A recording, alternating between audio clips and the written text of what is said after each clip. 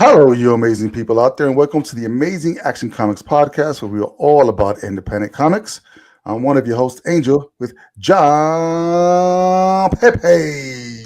How's it going, Angel? Well, it's episode 150. That's how it's going. Whoa! We hit a milestone Wow! today, bro. That's crazy. If this was Marvel, this would be like a triple sized $9.99 cover price anniversary exploitation issue. Yes, it would be $9.99. Jesus Christ, comic books are getting so expensive now. It's crazy. It's just unbelievable. How are things going? Good. Good, man. Good. Yeah. I was a little cranky a couple weeks ago because that turning 50 was still settling in. I Oh, still that's hate right. it. I still hate it, Angel. I still hate it, but I feel a lot better. I feel a lot better now. I feel a lot better about comics. I feel a lot better about podcasting. Yeah, I'm feeling better today.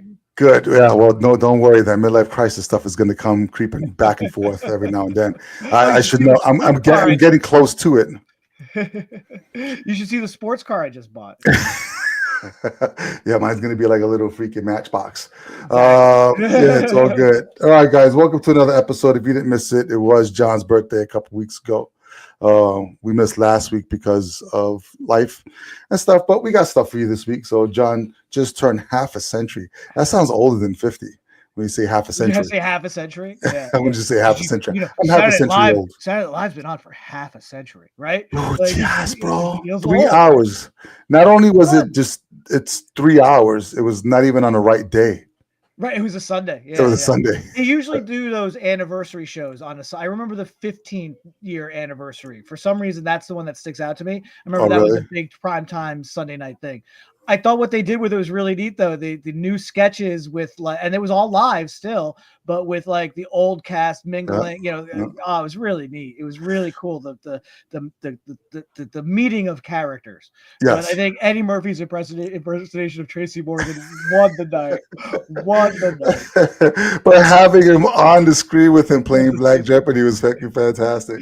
Yeah, I'm gonna go back and rewatch that because there's just so many like great moments and of what happened. But 50 years, man, that's crazy, isn't it? At one Yeah, point, that thing was not even supposed to freaking air at right, all. right. So yeah, well, there you go. You just fight the odds and make it. We weren't supposed to make it to episode 150, and yet here we are.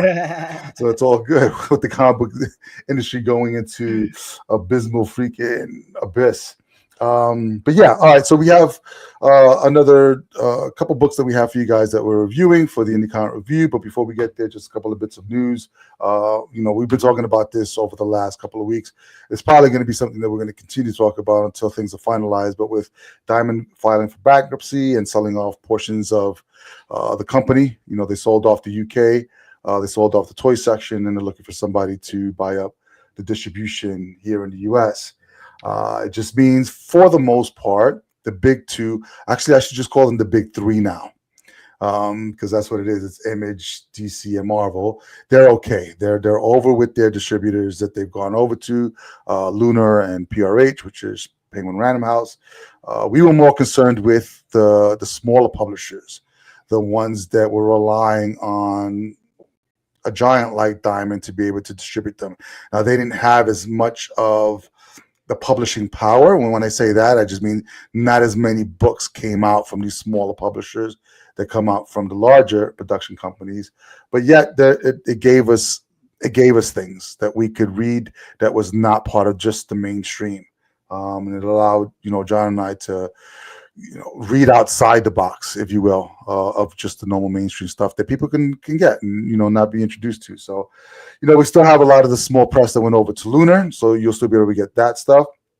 It's the more obscure stuff that we're probably not going to get to see more of. But two things came out of this, right? So two announcements. Well, actually, one announcement. The other one is a possible. So one announcement was Massive, who is now signed under Lunar, who is or used to be Whatnot. It used to be the Whatnot Comics, became Massive, still owned by Whatnot. They have offered the smaller publishers to go under them, but as their own imprint. So they would be a sub distribution through Massive. So Massive would come on to Lunar, and then if you go on to Massive's library, you would be able to be solicited through Lunar as well. So even though you don't have, say you're a really small publisher that just has 1 or 2 titles, Lunar at this junction is primarily focusing on their main account, which is DC and Image, and then whatever larger small press distributors. I would say Dark Horse. Who else do they have? Vault is on there as well. A couple of other ones. So I don't know if they have the manpower or the facilities to take on more publishers than they can handle.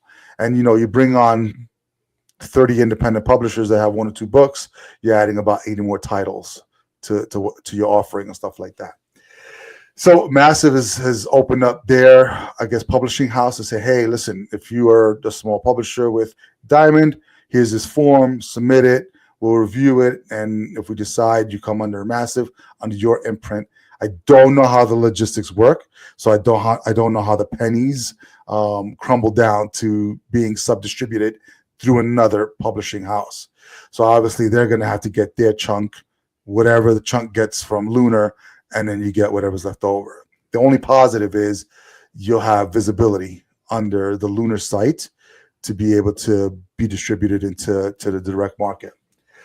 So we'll see what happens with that. The other thing that I heard, and I don't know if it's true, is that, what was it? It was, let me see, I have it here. Before Lunar became, or DC became exclusive to Lunar, there was UCS. So there was UCS and Lunar. Lunar's owned by DCBS, which is a huge comic book / retailer, but they're only online. It's not a brick and mortar store. But they just have thousands of back issues and stuff like that. So I believe that still exists. And then UCS was owned by Midtown Comics. So, but that was the distribution company that they set up so they can do stuff as well. And I think they had DC and Lunar. So I think it was like a West Coast, East Coast kind of thing. Then DC decided to just go exclusively with Lunar, and then that's it. So UCS kind of fell to the wayside. So we think they still distribute comics as well, from what I understand. So they have a huge back issue catalog that they use as part of like their storefront. But then they also still sub-distribute through UCS. So you can still get comics like Marvel and I don't know if DC. I have to find out. But they were, and then smaller publishers, from what I understand. So it looks like UCS might be coming out back into the light to probably take on a lot of these small publishers. Cool. Which I think will be cool. I think it'll be great. I just think it's whether or not it's going to be true and when they announce it. I guess as we get closer to that April 1st date, we'll know. And for most people that don't know, that April 1st date that we're talking about is when Diamond supposedly just say, hey, we're done. We're out of the business. There's no more distribution. So thank you for the last 20 plus years, but bye-bye. Yeah, that's like the end of the 13, because the bankruptcy, the Chapter 11 bankruptcy process is about 13 weeks. And I think that April 1st is right at the end of that 13 weeks. And that's whether they'll know or not what their future is. But it's very rare, I think, for this type of bankruptcy for people to come out of. Yeah, well, I mean, you think about it, the debt that they're in and the money they had to borrow just to offset this debt and not being able to directly distribute those big companies, there's no way they're going to come out of the hole. Yeah. There's no way. There's just no way. So they're not going to be able to survive just on the small press and indie publishers. Yeah. So we can almost see the writing on the wall for Diamond. And now it's just going to be left up to Lunar, PRH, and then whoever picks up these small publishers, if UCS is one of them, if this thing with Massive works out, then you have that. But I think we're going to go through sort of like a cleansing in the direct market, I should say. It doesn't mean that, independent comics are going away. There's a whole bunch of people, like I think Vault made a pivot.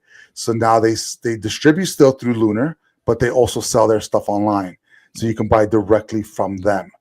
The only benefit of buying, from direct is you don't have to pay shipping and stuff like that.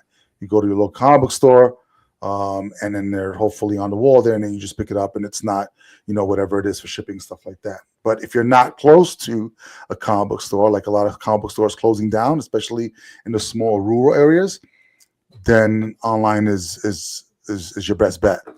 So yeah, there's just a lot that's up in the air, and I think they keep saying there's this doomsday of comics just going away. I don't think they're going to go away within the next 10 years or so. I think it's just going to morph into something different than we're used to. And when I say we, this is going to be your Gen Xers and older guys that, who grew up in the 80s, maybe 70s and stuff like that, with going to brick and mortar. Well, actually going to spinner racks first, going into like 7-Elevens and pharmacies and drugstores and stuff like that until you hit the 80s, and then you get the pop-up of retail stores. So since the 80s, we've had these brick and mortar stores with this, and who knows how many shops there are, 3,000-ish, if that many, across the US. That's not a lot. That's not a lot. And to take care of a freaking, dude, it blows my mind. A multi-billion-dollar like business, from movies to products to everything, that was culturally back in the 80s a faux pas. If you read comics, you were a fucking geek. Nobody wanted to talk to you. And now it's like, yeah, it's such a weird transition, because you have kids in this generation who are growing up, born of the internet. They don't even remember the beginning of it. The internet just exists. The internet is this amorphous thing that just exists, that they're connected to all the time. Kids these days do not know anything but on demand. They don't want to wait for commercials. They want to watch it right now, kind of thing. I remember running home after school so that if I missed like the freaking first 5 minutes of a show, I was screaming because you couldn't watch it again until freaking syndication. Or if you recorded it on your VHS, you were like rich enough to afford a VHS to record it. And your freaking stupid brother didn't freaking record over it. So yeah, so this is where we are right now. So we're sort of like in this waiting phase. The big three, Marvel, DC, Image, those are going to be around for a while. For a time, especially, John's still at the shop. I'm not at the shop anymore. I'm there like once a week, but when nobody's there. So John sees what's on the wall. And, I would say over the last, I've been there for almost 8 years, almost 9 years. And this influx of just smaller press stuff being on the wall was just really cool to see.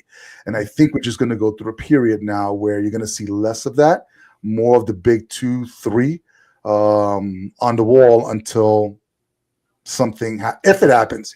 Who knows? It may not. So we may see a lot of these publishers just fall to the wayside.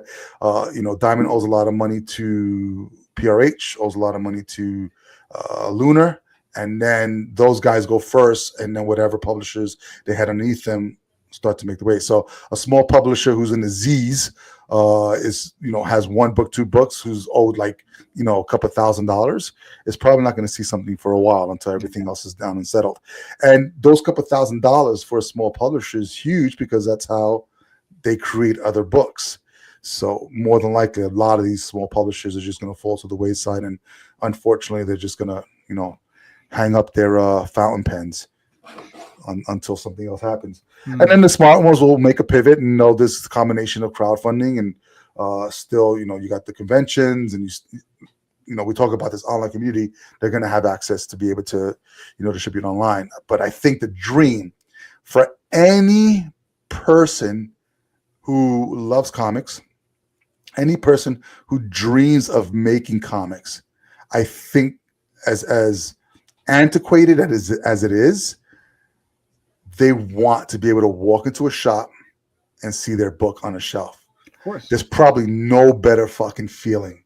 You could probably sell, 100, 200 to 1,000 copies online, but I think that exchange is just so, as good as it is to have, that acknowledgement and people, support you. But I think walking into a shop and seeing your fucking book on a shelf, there's just nothing like that feeling.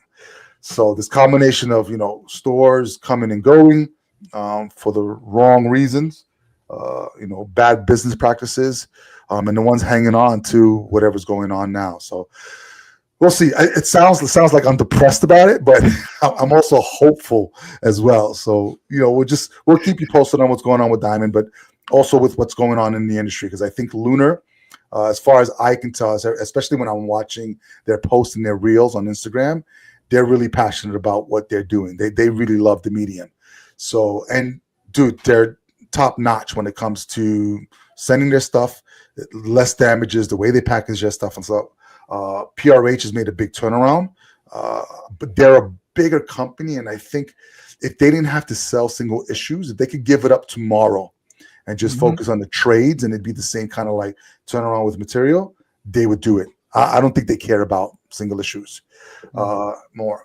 But I think culturally, the people of our generation really need to buckle down and show this younger generation that having this, book or a piece of paper in your hand is not the same as holding on to a tablet. Like access, immediate access is not the same as sort of like the experience that you get from having it right there and then.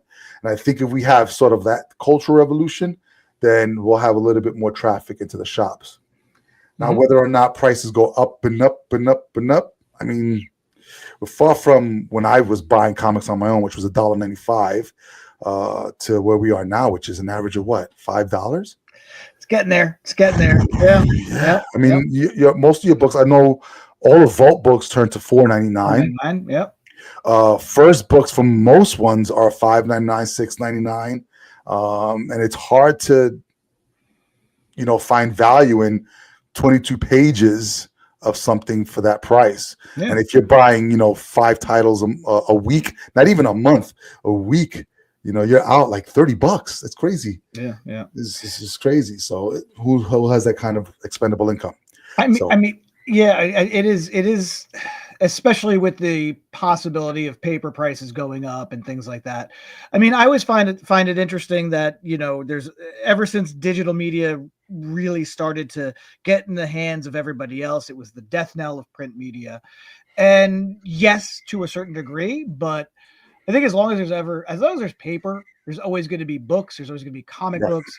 Art finds a way, right? And so even if, because you kind of, when you said something about PRH, that kind of got my head, like, because a lot of floppy comics are written to be collected into trades. No doubt. Everything's arc driven to a certain degree. And I think that even if the big two stop publishing floppies, right, and just everything is a book, couple months, you get a big Batman book of news stories, you get a big, whatever, from the big two.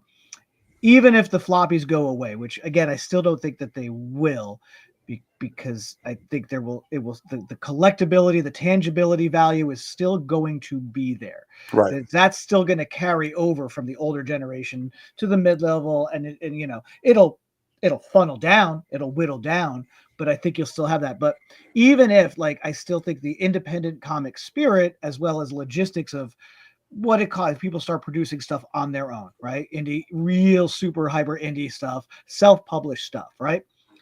Even if, like, I think just that in that respect, that the 20, 30, 40 page comic would still exist as long as there's paper, as long as there's that creative drive. But I still think that that's something that will continue among the young indie creators. Yeah. Or the cranky old ones, It's just having the audience. That's the scary thing. I think having the creators is probably not going to be the issue. It's whether or not you're going to have the audience for that. And it's just crazy that we live in a generation now where people go to the movies to see stuff that was made a long time ago by nerds. It's just crazy. And if it brings a couple of people into the shop and they're talking about what they've seen in the movies and how different it is from what the source material is, it's great, because it starts a conversation. But I think the more that we move away from not having people read the stuff, if nobody's reading it, you can't make it, because there's no demand for it.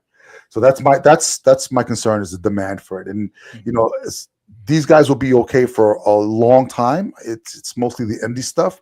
Like you can only have so much of just these two guys, and this is what we're dealing with now. So we're dealing with the fall of Diamond because there was nobody on the other side saying, "Hey, we're distributing too. Make sure you keep your shit in check, or else we're gonna take over what you have." There was nobody. There was just Diamond. Mm-hmm. So now, you always have Marvel and DC checking each other, but they're just one genre. Mm-hmm. They literally are just sort of the superhero stuff. And yeah, you can creep down a couple of other things, but primarily that's what they are. And, having Image be the third big one where they're just everything is cool. I wish they would bring back sort of like their superhero stuff that was kind of like overboard back in the 80s, but who knows? Maybe Youngblood will start that kickoff. But yeah, so you have sort of like this third when it's there. It would be great. I think Robert Kirkman has had great success as we look at The Walking Dead, we look at Invincible. He now has G.I. Joe and Transformers, which could be a property that, that's already made movies, but maybe we could have a proper one. So if there's new source material for ongoing stories that are going to be on the silver screen, that's fantastic. I mean, you even have Mark Miller is probably, he sold his whole entire library to Netflix, right? Some of it did okay, I guess. So we're still waiting for more stuff to come out, but he has a whole bunch. Look at Ed Rucker with Old Guard. Yep. That was on Netflix. That was fucking awesome. So I think if we continue to have that stuff, it would be great. It would be fucking fantastic. And that'll be the hop to mainstream. But if we can see sort of like one of these small press independent stories end up on the silver screen and just become this big wow thing, I think it'll happen. I think it's just the not retelling what we're already seeing in DC and Marvel.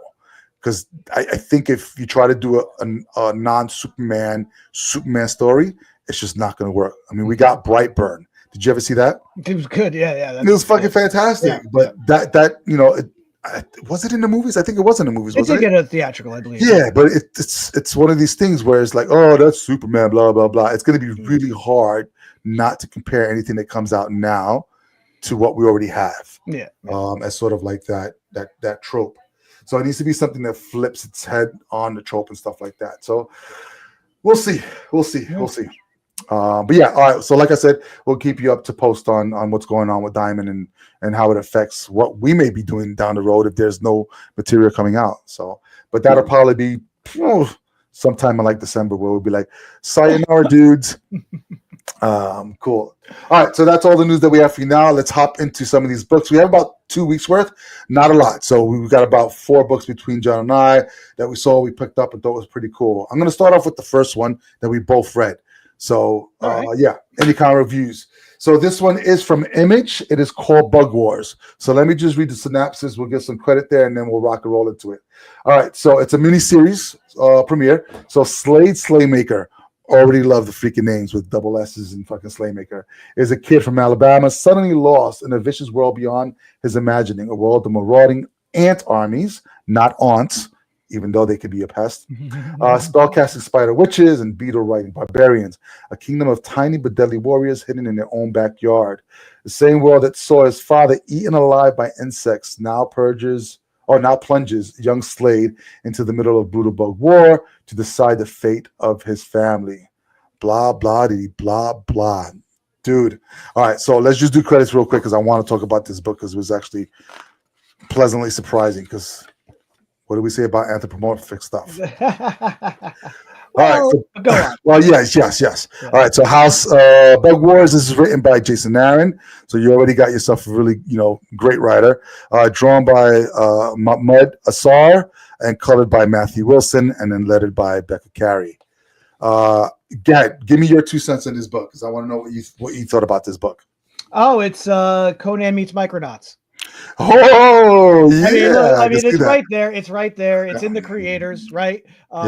Jason Aaron even mentions why he chose Mahmoud to work on this book because of their work on Conan together when it was back with Marvel for that brief stint. Right. and you know, I also like that he name drops is the Jason Aaron has a little the back matter is pretty cool in this, but Jason Aaron has sort of like a, you know, a note from the author thing and where the genesis of this story came from his childhood, and sort of what his influences were. Another one he mentions, he name drops in there is the Sword of the Atom series from DC in the 80s, which again recontextualized the 60s, you know, Atom character as Conan meets Micronauts, you know, a little bit of a Honey, I Shrunk the Kids, high epic fantasy adventure in a micro world, which is very neat. You had mentioned anthropomorphic, and I thought it's not really. There are these, they're called mites, right? And they're these sort of tiny people who utilize the insects around, but then there's also sort of these hybrids, like these ant people, but they're still actual ants, and there's still actual beetles and other types of bugs that don't talk or have word balloons. So at least that respect, it's a little of an easier entry than say a straight up anthropomorphic. You're dealing with bug people, right? But yeah, just I dug it. I loved the little reveals throughout. Like there were a lot of neat things going on here. Even like the reveal of who the narrator is towards the end of the first issue. And you know, and again, it's a very Jack Kirby concept that I really dug too. It just feels like this is like, you know, sort of like Rockefellers. I think I mentioned that, like these sort of concepts that if, you know, given enough time, Jack Kirby himself might have come up with, right? And I just feel like that's what this has. The back matter is great. I think also credited to Becca Carey as the designer. Really well edited by Heather Anton, as far as just everything makes sense. It all fits. I love that you get like a little map of the world, and the world is the yard, and it's the yard, and it's the yard of this house, and it's everything from like the squirrels that live in the trees that are unexplored to the roaches in the house. Yeah, the roaches in that much, or the roaches in the house, or are they these mites? You know, all this crazy stuff. Even the dead dog that has the they're the maggots. The maggots that's their kingdom. You know. Really cool, just a really, really cool book, gorgeously illustrated, wonderful details, and not for kids, like as far as the language aspect of it goes. Correct. It really does have an edge to it. When you mentioned the Honey, I Shrunk the Kids thing, and sort of you explain this concept, young boy falls into a magical micro world and lives out barbarian fantasies and rides a beetle and stuff like that. You think, oh, it's gonna be very kid friendly, but it's, you know, this is for adults. This is cool. Yes. Agree with you on everything. The synopsis that I read is pretty much spot on with what you're going to get from the book. What I really appreciated about this first issue is that it's a double-sized issue. Yeah. So you're getting, you know, for $4.99, you're getting a lot of back matter and a lot of stories. So he gets a little bit of time to breathe into this, and you get to really understand the whole story between the relationship between Slade and his mom, Slade and his dad, Slade and his brother. And you have, it's been a while since I've read a book that has multiple protagonists in it. And so he's dealing with a world that, you know, the real world where he has his brother is his protagonist because he's just a pain in his ass. And his brother has this fear for a reason that comes to be. We don't want to give away too much, but you know, Slade loves bugs. He's like his father, and he enjoys. You know, he has his own European horned beetle that he has with a whole bunch of other ones, and his brother has been traumatized on the opposite end. So there's this conflict between, you know, where they're moving back to, and what happened to his brother as a kid, and then you have this you know, war that's going on underneath their feet in the yard where it opens up. And it's so funny because as soon as they said, you know, this oncoming storm that was coming, I knew exactly what it was going to be. And it was fucking horrific to just have that happen.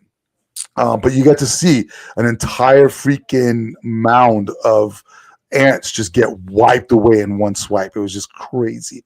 But yeah, it's funny because when you have books like this, I believe the best ones work. It's because you love the subject matter. And I don't think it's the bugs that he likes.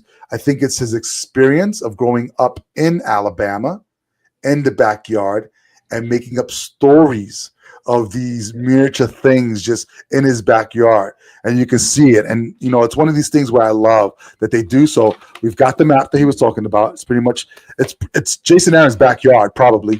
And then all the back matter and detail on the different types of ants, not just what they do, but their personality type.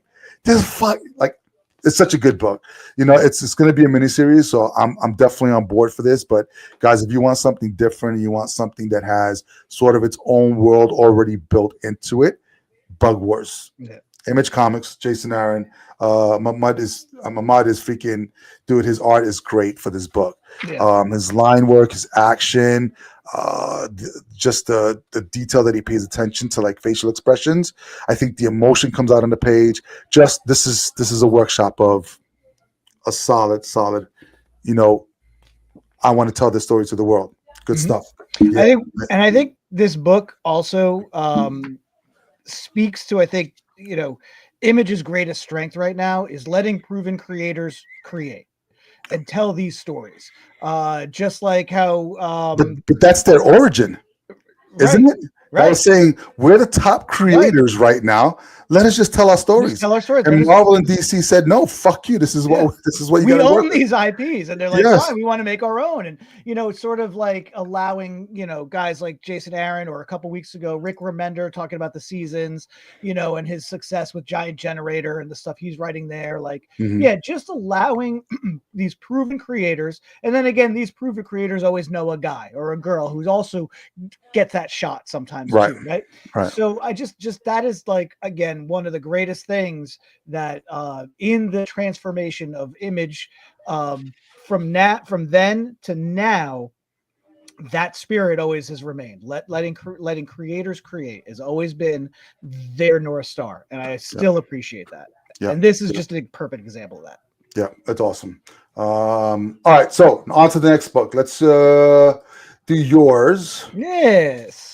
So this, just like Bug Wars, this is also, well, I think Bug Wars was truly this week. I think this, being that it's from Oni Press, was actually had a release date of last week, but again, because of reasons which we've talked about, we got it this week. So, or this past week. So this is Mine is a Long Lonesome Grave from Oni Press, as I said. This is the C cover, because the A covers, the main covers, did really fly off the shelves, which is interesting, because I found the variants to be a little more fascinating, including this one. So I didn't look up a synopsis. I don't know if you have one, but I have it. I can read it right now. So let's do it real quick. Why don't you give it, and then I'll give you my thoughts. Got you. So Harley Creed is a bad man. He used to be worse. A violent ex-con with a string of brutal crimes in his past.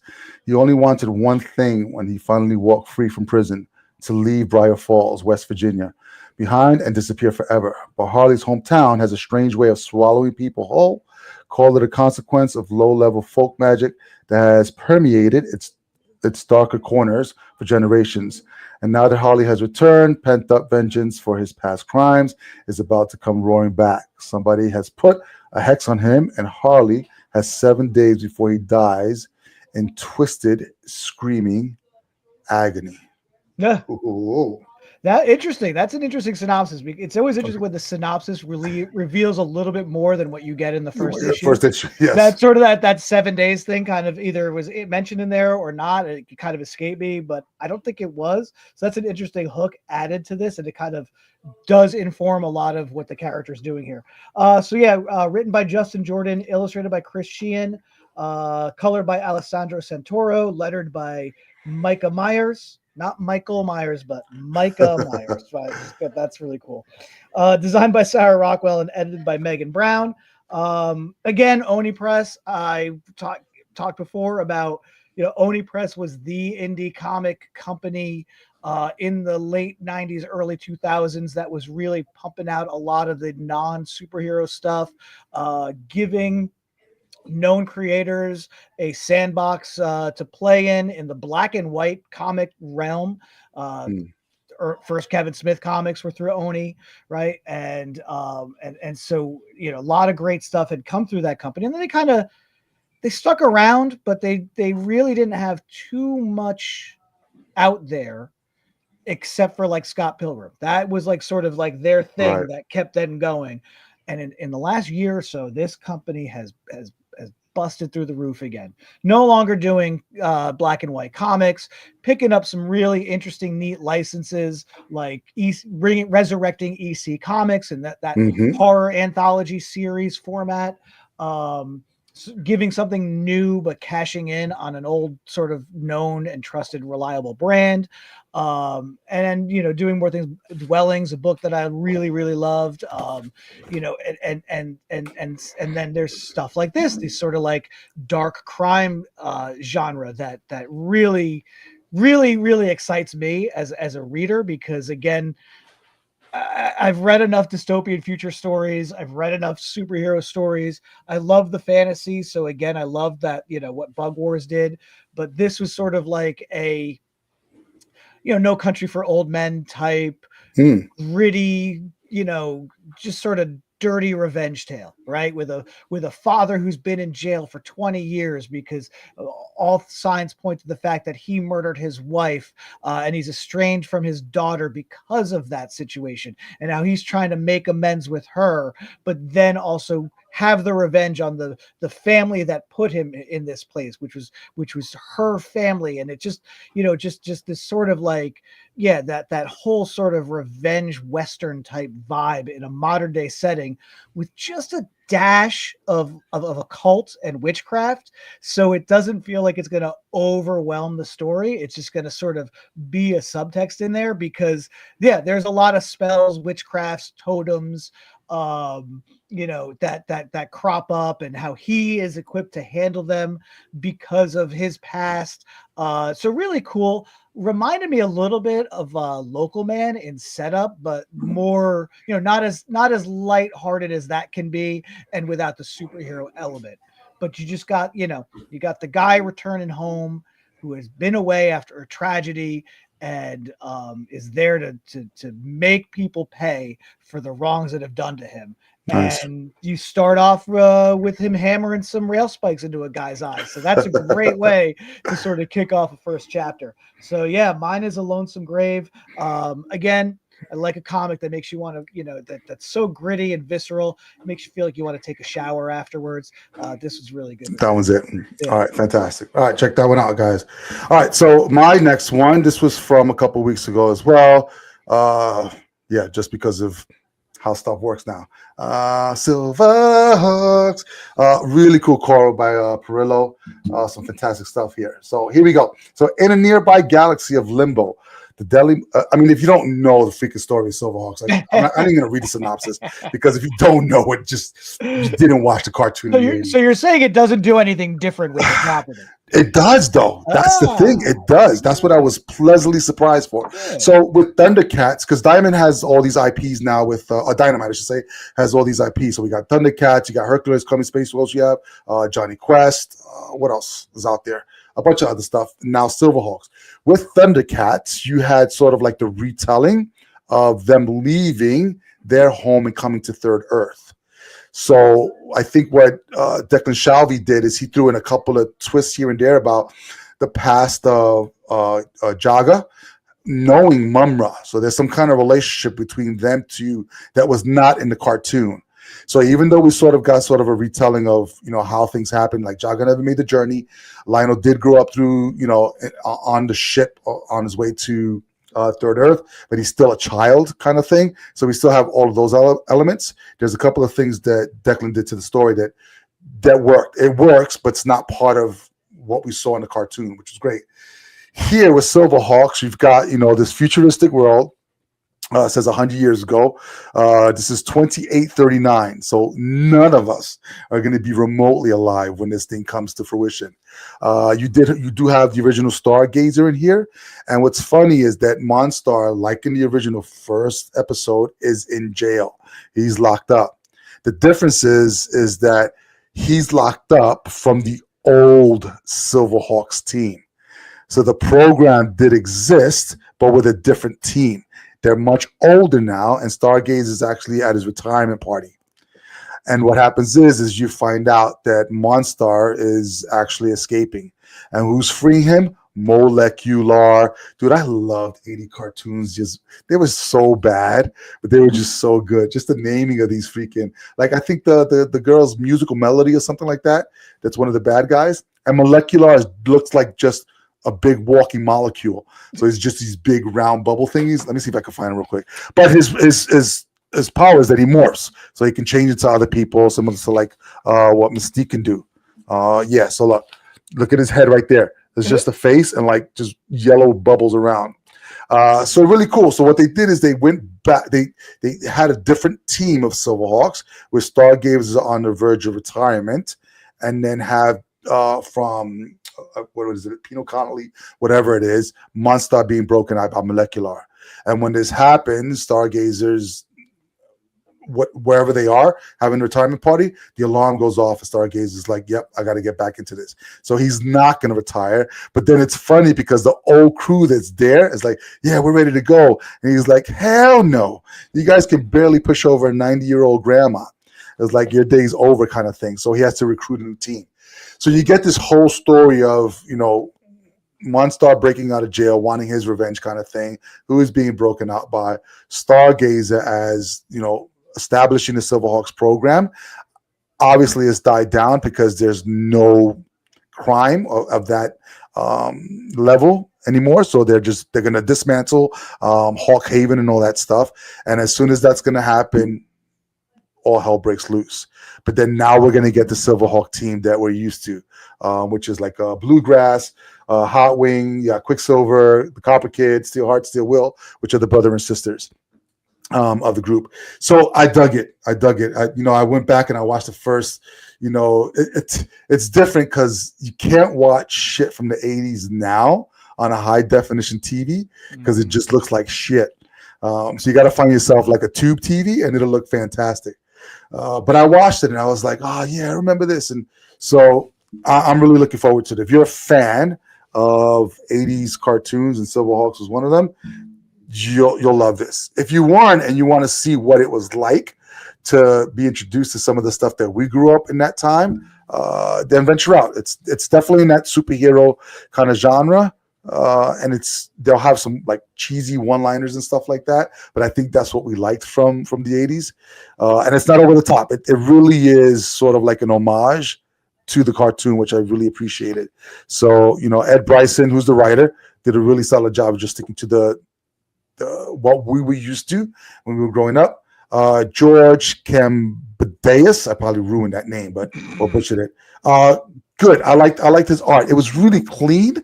And I think it bothered me a little bit because I wanted a little bit more. I don't want to say scratchy, but it works because once you get the Silverhawks themselves, they're super clean. They'll be just like these jet streamed freaking vehicles just gliding through the air.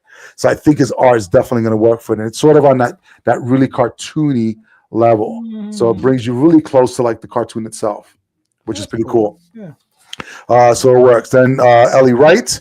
I've spoken to her a couple of times. Really good colorist, captures the mood. Just this animation to page kind of style just really works. And then letters by Jeff Eckleberry. The creative team on this is just really solid. So yeah, if you're familiar with the material from the 80s, you'll definitely fall right back into this. If you're not, you'll be introduced to some really cool characters. Dynamite, I know I was pissed off at you for a long time, but picking up some IPs that I'm reading, Thundercats and now Silverhawks, I'm not mad at you anymore. You can continue making books. All right. So I wasn't as big of a fan of Silverhawks as you were, and I was going to. No, blasphemy. I was. You know what? And you know what it reminded me? What reminded me of why I wasn't. Because dude, again, fucking Silverhawks. How could you not be a fan? And I love Hawkman. I'm a big fan of Hawkman. And look, I'm totally cool with Captain America being a bird now. It's not like the Hawk thing. You know what it was? When I saw one of the covers with the team shot. What reminded me of one of my turnoffs as a kid, the Silverhawks, the guy with the cowboy hat and the scarf over the cybernetic and stuff like that. Bluegrass. That kind of stuff to me, even as a kid, I was like, Not the cybernetic suit. Why are you going to put a hat over it, or why are you going to cover it up? Like be like the rest of the team and have that, you know. And it just sort of speaks to, I think, it's the human psyche. Well, I think what it is it speaks to a lot of the content in the 80s, and especially post RoboCop, Saturday, you know, the 80s cartoons and toy lines were very cybernetic and Right, obsessed, right? But everything was all about the team dynamic. So I think I mentioned, like, you had Silverhawks, I was into Galaxy Rangers. They're the same team makeup. There's even the guy with the cowboy hat in Galaxy Rangers, right? They're just not birds. And so it's things like that like you kind of look through that it's all sort of the same thing with different skins grafted onto it. Well, you know why, right? Well, it's for the toys. It's for the toys. It's a cookie cutter way of telling a story. Like, you know, it's funny because I was watching not too long ago the very first X-Men pilot, Pride of the X-Men, and you can see that setup is a G.I. Joe setup where every week it's Magneto and the Brotherhood have the Weather Dominator, and the X-Men got to stop it. You know, he's good. You can see that was the villain of the week. Yes, but it was always the same villain, right? Every week it was, except for those like standout episodes where it wasn't. But like Thundercats, every week, what did Mum-Ra do? Mum-Ra's got the Weather Dominator. We got to stop Mum-Ra. You know, so it's that kind of sameness that I am actually really excited about this. Once again, yet another resurgence of these properties, and with what Diamond's doing with, you know, the heavy hitters of that era, the Thundercats, the Silverhawks, like they're really hitting a lot of those good ones. And then with Oni, again, to bring them back into the picture, partnering with Nacelle. Right. Because I was going to counter with Power Lords, a toy that I never had, but always wanted until I saw the toy that a kid had, and it just made no sense. Right. It's a guy who he's Atom Power, right? And he looks cool, but you press him, he looks normal, you know, like a David Hasselhoff type hero guy. You press the button on the side of the figure, his torso spins around, and he's this blue red veined monster. And I was like, that's cool. But then I saw the actual toy. I'm like, you can never turn the toy around, no matter identity he is. And then I'm like, wow, a really cool concept would be if you just had this guy, one half of him is Atom Power, the other half is Monster Atom Power, but that's it. Like that, and so whoever's dominant, he'll spin around. Right. Like if it's like instead of a guy who's like a changeling, it's like a two-sided guy. Yes. That's the Atom Power I want to see. But anyway, that's a take. So I didn't even read Power Lords, but I like what Oni's doing with Nacelle, taking all of these lesser known, you know, like Power Lords and Robo Force. I think the biggest name among what they've been doing is Biker Mice from Mars, right? Which again, it's just a different skin on Teenage Mutant Ninja Turtles in some level, except they're, you know, cowboys. So again, it's Galaxy Rangers, right? So it's just really fun, that whole era, and just to see, you know, it reminds me of that South Park joke about how episodes of Family Guy are written, just manatees with different balls of subject and punchline. And that's sort of like what creating 80s toy line and cartoon lines were like back then. And I love it. And if you're going to give that reference, you have to say the whole thing. So basically these manatees in a pool, and there's these balls of ideas that are on the side, and the manatee just grabs a ball and puts it into a hole, and whatever comes out, that's the episode. Yeah. It's fucking hilarious. That's the joke. So that's sort of, I think, how they were developing all of these back in the Coke-fueled 80s. And it's like, what if we had some birds, but they're they're RoboCop, but they're in space in the future? Got to put a cowboy in there, you know, that kind of stuff. Like, you know, what's the bad guy name? I don't know. He looks like a monster. Monstar, you know, like all that. That's one of the cheeses, but we loved it so much. I love it. You know, Oni's trying to make all of these disparate properties, you know, and the Cellverse, like they're trying to make them all be in one world, in one continuity. But I like Dynamite. It's sort of just letting these guys go loose. Yes. They're not a shared universe. I'm sure they'll figure out a way to cross them over if the licensors will allow. Listen, but if this right here gets me a fucking toy line, I will be happy. I think there are going to be new Silverhawks toys. Oh, really? I'm gonna have to do some research on it. I'll let you guys know next week if there is. If there fucking is, because I never had the original toys, and never. That opening to freaking Silverhawks, like Thundercats, is one of these things you just never forget. It's just because that was that anime style opening, right? For them, and then obviously you get the freaking either rotoscope or stock footage when you're watching the actual cartoons. It's never at the level of the introduction. I did like the song for Silverhawks because it was probably the most hair metal of the and it was like Ronnie James Dio-esque vocals, like Silverhawk, you know, yes. just some cool stuff. It was just in the infamous words of what is it, Johnny from did you watch the end of freaking Cobra Kai? You didn't watch Cobra Kai. I keep forgetting that there's a 6th season in 3 parts that I have to tackle. So dude, all right, so we're not gonna go on off a tangent here. We're done with Silverhawks. Get it by Dynamite. Fantastic. So it's Dynamite from Dynamite. Yes, Dynamite from Dynamite. And so this amorphous thing that started off in YouTube, I don't know, 7 years ago, that wasn't supposed to be anything but a couple of episodes, let alone an entire full season, turned into 6 seasons on fucking Netflix. And if you watch the Karate Kid, now is your exposure to like the martial arts kind of. You got this wimpy kid, Daniel LaRusso, fucking moves from some part of Jersey all the way out to California, Pasadena, or whatever it is, and goes through the whole motions of being bullied, finding a girl at the end, doing this freaking cane kick, and everybody goes fucking screaming. And we get how many more movies out of it? Karate Kid 2, Karate Kid 3, the next Karate Kid, which was Hilary Swank, and then you had the fake Karate Kid, which was actually Kung Fu with Jackie Chan and Will Smith's son. And now we're getting another movie, Karate Kid movie. Did you know about this? Karate Kid Legends? Yeah, it's going to merge the Chinese Karate Kid with... so if it wasn't enough that this fucking show was... You want to talk about nostalgia. Like every season, they would just do and bring somebody in that made you go, holy fuck. Almost the entire original cast came back. The only person that was missing that I can think of in my mind clearly would be the next Karate Kid. How she would come in, Hilary Swank. They didn't put her. They didn't. No, but you know what? We didn't. We got Chosen. We got Kamiko. I was hoping Hilary Swank was going to be Tori's, mom. And no, it showed her mom. Great. But you got Kreese, you got Silver, you got all these. You got even the not even the main villain guys coming back. Yeah, Johnny's pals that were with him in the 80s on the mat and stuff like that. And then in this last episode, there was one kid who was fighting, who was really good. He was in the montage in the 80s, who ended up being the fucking referee for this last thing. Dude, you want to talk about the formula for nostalgia? This had everything.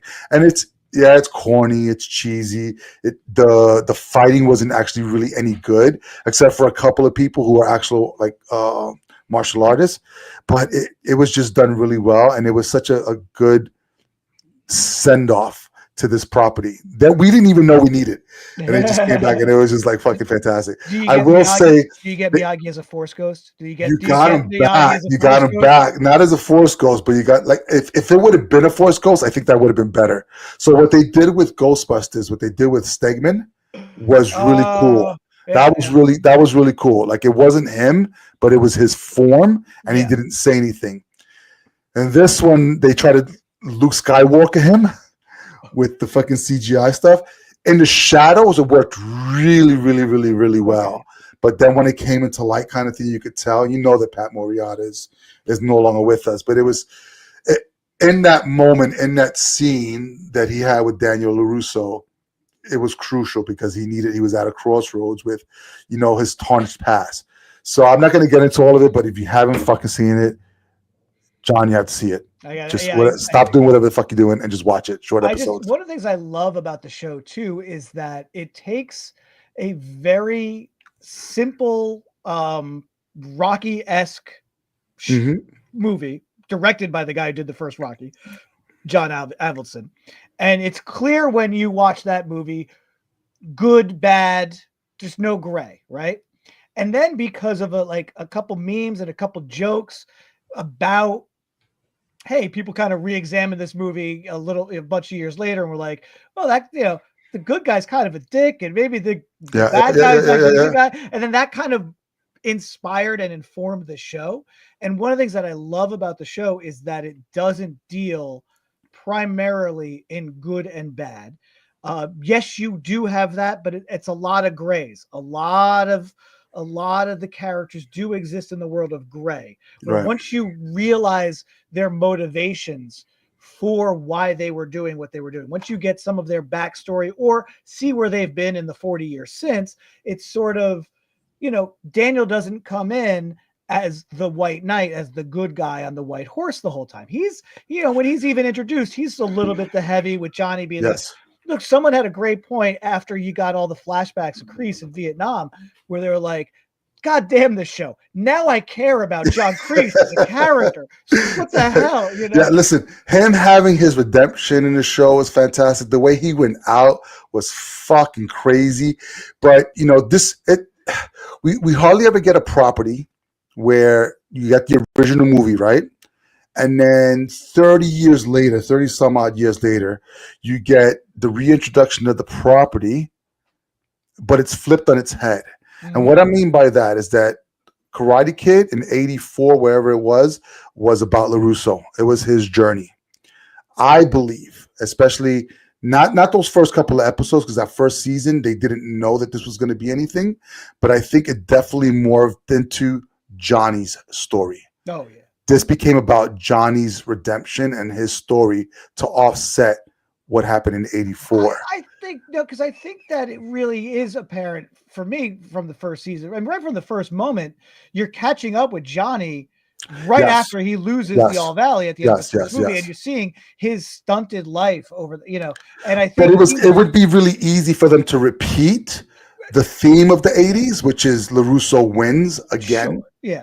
Well, I think that was also William Zabka was very much a creative force on this. He plays Johnny, right? Right. Yes. And he really, again, inspired by the How I Met Your Mother stuff with Neil Patrick Harris, who idolized that, and Zabka and Macchio showed up on that show, and that was all based on some video some guy did that was like recontextual. Like I said, no, Johnny is actually the good guy. He is the Karate Kid, and this punk from Jersey comes and messes with his girl, and and so all that interesting stuff. And so, I definitely felt that was like the goal from the show to the beginning, was to really focus on Johnny and to show his character. And it's really interesting too, because, people really grasped onto that. And I think for William Zabka, what a great comeback, if he even never went anywhere, right? Right.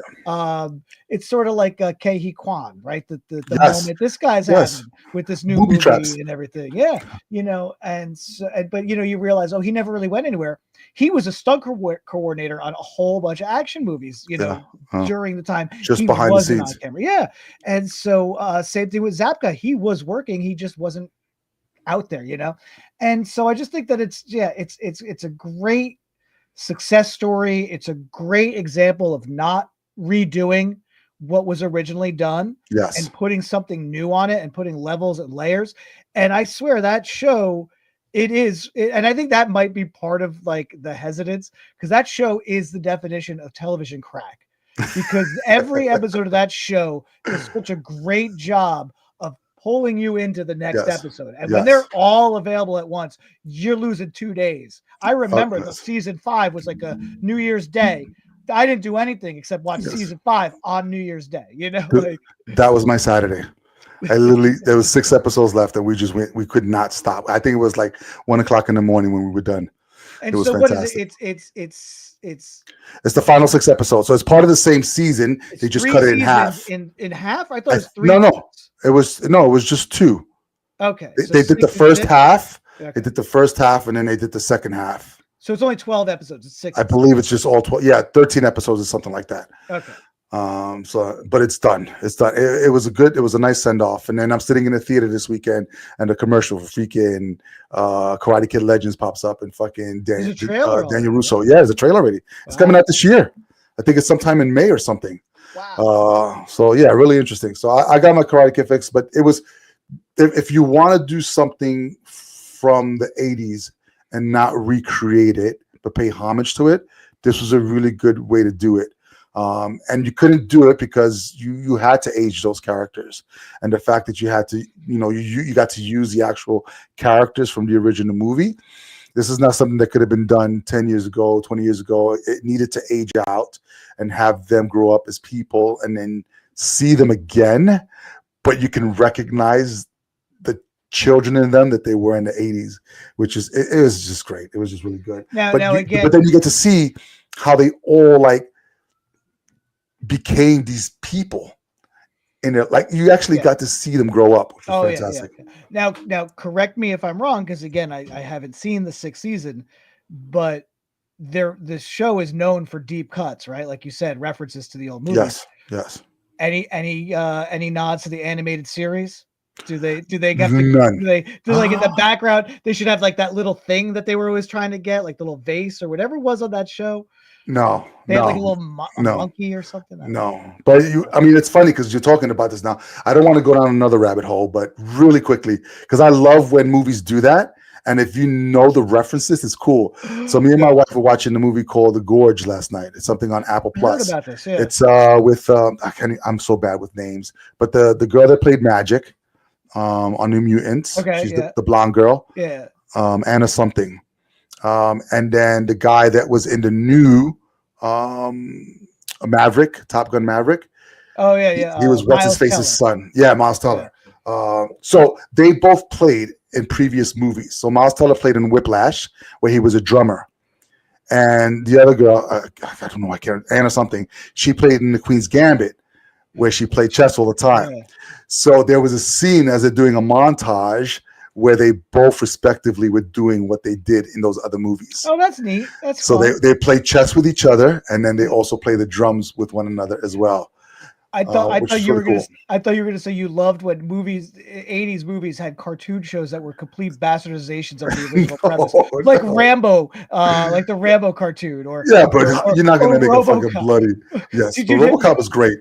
Okay, but you know what's great about the RoboCop cartoon? It retells the first movie. Yes. And Boddicker lives. Yes.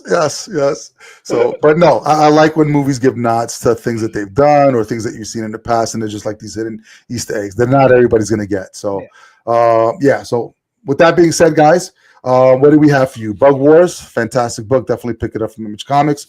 You got Silverhawks from Dynamite. Pick it up from Dynamite Comics. Then you got yours.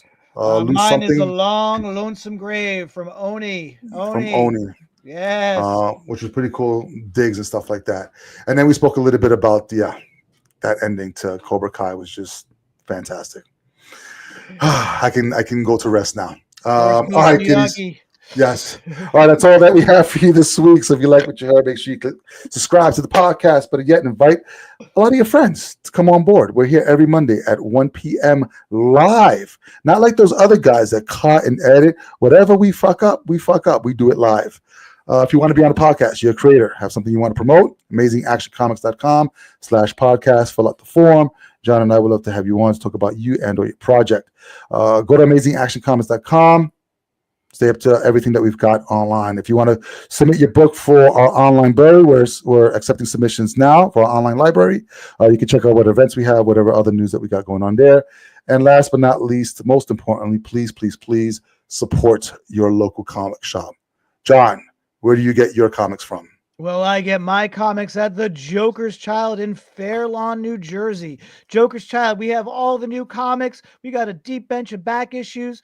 A couple weeks ago, Angel and I gave you a little challenge. If you just solely have a diet of superhero comics, try pick up one indie comic, that your next excursion. And you could do that at the Joker's Child. You could also do that at your local comic shop. So if you can't get the Joker's Child in Fair Lawn, New Jersey, be sure to check out your local comic shop and get in on the Amazing Action Comics Challenge. There you go. All right, kiddies. Until next time, please be amazing, stay amazing, and read something amazing.